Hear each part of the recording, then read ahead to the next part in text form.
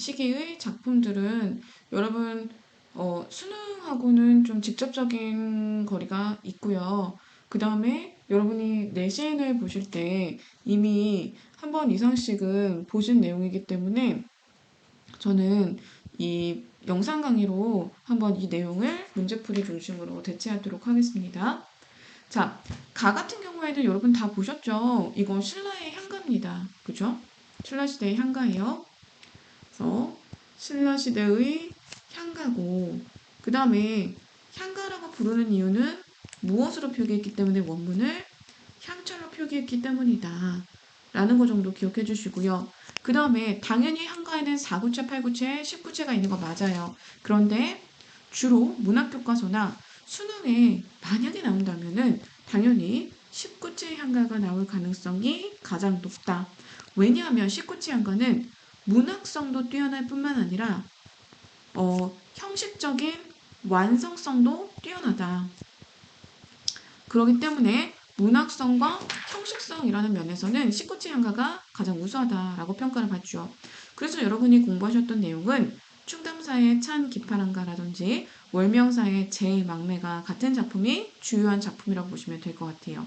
자, 찬 기파랑가는 제목 속에 어떤 주제의식이 담겨져 있다고 보시면 되는데 예찬하다 기파랑을 그래서 기파랑이라는 낭도에 대한 예찬적 정서를 노래한 작품이다. 그런데 얘가 문학성이 높아야 되기 때문에 대놓고 예찬하지 않아요. 이 기파랑을 여러 가지 자연물에 비유를 하게 되는 거죠. 그러면 어떤 자연물에 비유를 해야 되겠습니까? 굉장히 깨끗하고 고결하고 맑고 좋은 것들에다가 비유를 해야 되겠죠. 그래서 이 찬기프랑가는 양조동 교수님 해석본하고 김한진 교수님 해석본이 있는데 여기 이순영 특강에는 김한진 해석본이 있습니다. 김한진 해석본의 특징은 뭐냐면은 독백체로 이루어졌다는 거예요. 화자가 혼자서 말을 하고 있는 어조라는 거죠. 흐느끼며 바라보매 라고 했어요. 작품 시작했습니다. 흐느끼며 바라본대요. 왜 흐느낄까요? 지금 기파랑이 내 옆에 없기 때문이에요. 그래서 흑흑흑 흐느끼면서 바라봤어요. 뭘 바라봤습니까? 바라본 대상은 달이 되는 거예요. 달을 바라봤더니 흰 구름 따라간 언저리에 모래 가른 물가에 모래가 가랑가랑 보이는 물가에 기파랑의 모습이올시 숲풀이요. 그러면 내가 바라본 게 뭐냐면은 달, 그 다음에 모래가 있는 물가, 그리고 거기에 숲풀이 있는데 여기에 물가 근처에 있는 숲풀이 굵은 글씨로 처리되어 있기 때문에 요 세 개가 모두 다 기파랑의 모습인데 여러분 수능 특강에서는 요 숲풀을 통해서 기파랑의 모습을 확인할 수 있는지를 물어보고 있어요. 이론의 자갈벌에서 자 이것도 공간이죠. 이론의 자갈벌에서 낭이 지니시던 마음의 끝을 좇고 있노라. 낭이 지니시던 마음의 끝을 좇는데 그러면 이 마음은 누구의 마음이겠어? 기파랑의 마음이니까 얘는 당연히 플러스야. 그래서 선생님 뭐라 써놨니? 기파랑의 마음을 지향하는 화자의 태도다. 기파랑의 마음을 지향하는 화자의 태도다. 그래서 이제 정리해야 돼. 이 아가 뭐지? 낙구의 감탄사. 그래서 요 식구체향가라는 형식적 특징을 가장 잘 보여주는 거고 그 다음에 잣나무 가지가 높아. 잣나무는요. 소나무 같은 거라 그랬죠.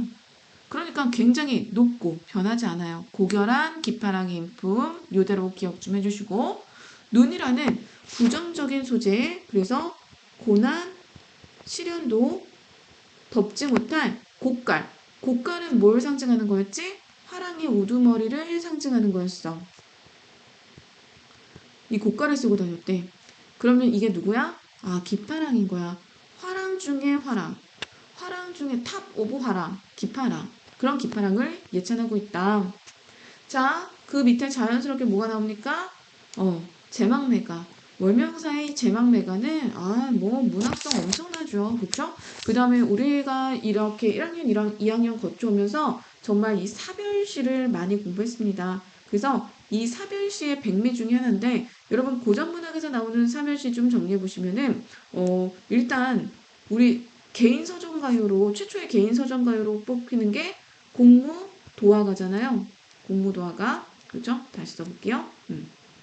공무도화가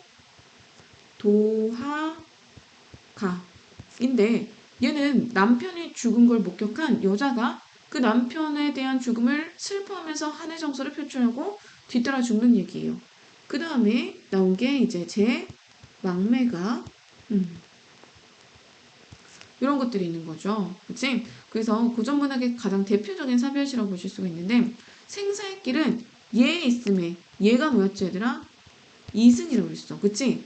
생사의 갈림길은 이승에 있는데 거기서 머뭇거리고 우리 이거 내신 때 머뭇거리고에 대해서 얘기를 했었는데 기억을 하시려나 모르겠네. 이때 머뭇거리다는 거는 누이가 생사의 갈림길 앞에서 느꼈을 두려움인 거야. 그래서 이 머뭇거리고는 두려워하건대 내가 두려워하는 게 아니라 누이가 두려워하다가 나는 간다? 는 말도 못다 이러고 어찌 갑니까? 노인은 그렇게 죽었어. 너무 불쌍하지 않니? 생사의 갈림길 앞에서 머뭇거리다가 유언도 하지 못하고 죽은 거야. 유언도 남기지 못하고 그렇게 죽었으니까 당연히 여러분 뭐라고 체크해 주셔야 되는 거예요?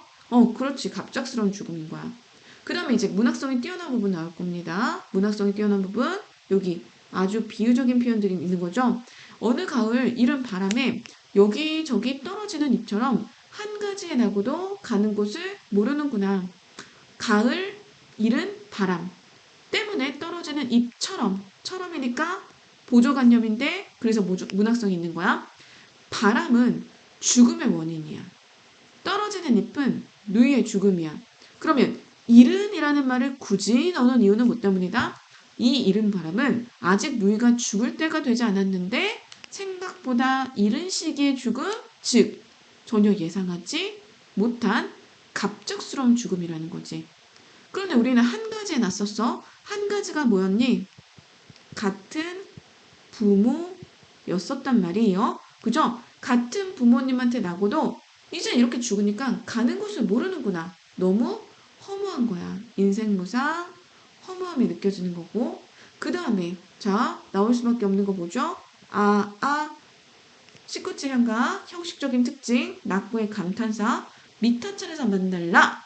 그래서 이 부분은 뭐가 되는 거예요? 전환 승화가 되는 거죠. 앞에 나온 감정들이 부정적 정서였다면 여기는 플러스적인 태도로 전환이 되는 그런 부분이라고 보실 수가 있습니다. 미타찰에서 만날라 하자죠. 도를 닦아 기다리겠습니다. 그래서 재회를 소망하고 불교적인 승화를 이루고 있는 시적화자의 태도. 그래서 슬프지만 우리 다시 만날 거야. 그러면 이런 방식은요. 불교의 이런 윤회 사상이 반영되어 있다는 것도 알아주시면 좋을 것 같아요. 자, 1번 기억에 대한 이해로 가장 적절한 것은 이라고 했습니다. 기억이 뭐냐면은요. 마음의 끝이에요. 그러면 이 마음의 끝은 기파랑이 가지고 있는 마음의 끝이고 그 마음의 끝을 화자가 지향하고 있는 거죠. 그래서 마음의 끝을 존중하죠. 나는 그 기파랑의 마음의 끝을 좇는다. 그래서 기파랑과 같은 고결한 기파람의 인품을 추구하고 있다. 그렇게 살고 싶은 거야. 그 다음에 A와 B에 대한 설명으로 가장 적절한 것은 자, 이럴 땐 어떻게 해야 된다 그랬어? A, B 보고 찾아서 쓰라고 그랬지. A는 흐느끼고 있고 B는 머뭇거리고 있는 거야. 그러면 A는 흐느끼는 거고 그 다음에 B는 머뭇거리는 거야. 그러면 흐느끼는 주체는 누구지? 화자가. 누구 때문에? 기파랑에 대한 그리움 때문에. 기파랑에 대한 부재 때문에. 그 다음에 머뭇거리는 건 누가? 누이가. 뭐 때문에? 이 삶과 죽음의 갈림길 앞에서 두려워하고 있는 거야. 그러면 A는 두려움의 마음이다? 틀렸죠. A는 망설이다? 틀렸죠. A는 대상의 부재로 인한 화자의 심정이 비추는 것이다? 맞았죠. B는 과오에 대한 잘못에 대한 성찰이다? 아니죠. 그 다음에 문제 극복 의지다? 아니죠. 답은 3번만 되는 거고요. 조금 더 자세하게 공부하고 싶은 사람은 대상의 부재 알지만 너희들이 아는 거 선생님도 아는데 한 번만 더 기파랑이 현재 부재인 거고 화자의 슬픔은 흐느낀다. 그치? 보고 싶음, 그리움 이런 감정이 들어가 있다. 한 번만 번만 더 정확하게 해주시면 좋을 것 같아요. 3번 볼까요? 가와 나에 대한 설명으로 적절하지 않은 것은 자, 고전 시가에서 자연물은 늘 저 역시 강조하는 부분입니다. 시적 배경 너무 중요하다고 그랬죠? 그래서 시적 배경이란 시간적 배경, 공간적 배경을 나타내는 거고 자연물이 지닌 속성이나 이미지를 활용하여 화자의 정서나 태도나 분위기 등을 나타나기도 한다. 대상에 대한 예찬적이라고 이렇게 주네. 태도는 추모의 정서를 담은 거고 나도 자연물을 적극적으로 활용하고 있다. 여기서는 바람이라든지 잎이라든지 한 가지라는 소재들이 해당이 되는 것 같아요. 그랬을 때 적절하지 않은 것은 숲풀은 화자의 시선이 머문다. 화자가 따르고자 하는 대상, 누구, 깃파랑의 모습을 떠올린다고 할 수 있다. 맞죠? 가지가 높은 잣나무는 고결한 이미지를 환기하여 불러일으켜 중요한 단어라고 수능 용어라고 말씀드렸습니다. 화자의 예체적 태도를 효과적으로 드러낸다. 맞는 말이죠. 눈은 계절적 배경과 관련이 있는 것으로 자연물의 속성을 활용하여 시련을 이겨내는 대상의 모습을 부각한다. 시련을 이겨내는 대상이 누군데요? 깃파랑이잖아요. 이 자체가 깃파랑이라면 이 눈을 통해서 깃파랑이 시련을 이겨낼 수 있는 존재가 되는 거죠. 어느 가을 이른 바람은 시간 배경의 변화를 나타냄으로써 역동적인 시적 분위기를 정적으로 전환한다? 다시 그러면 그 앞에는 역동적인 분위기였어야만 하고 그 다음에 요 뒷부분은 어느 가을 이른 바람에 여기저기 떨어지는 잎처럼 한 가지에 나고도 가는 곳을 모르는구나. 거기는 뭐가 되는 거야? 정적이 돼야 되는데 전혀 상관이 없는 말이죠. 전혀. 왜요? 이른 가을 바람이잖아. 어느 가을 이른 바람이잖아. 얘는 아직 떨어질 때가 되지 않았는데 죽었다는 거야. 여기서는 누이의 갑작스러운 죽음. 이른 죽음.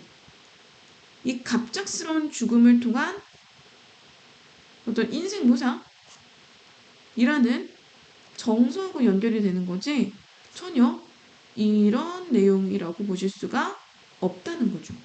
여기저기 떨어지는 잎이라는 거는 추모의 대상 누이와 이별하게 된 생활을 나타낸다. 자, 그러면 얘는 한 가지부터 사실은 읽어줘야 돼. 한 가지에서 났는데 잎이 떨어지면 어떻게 떨어져?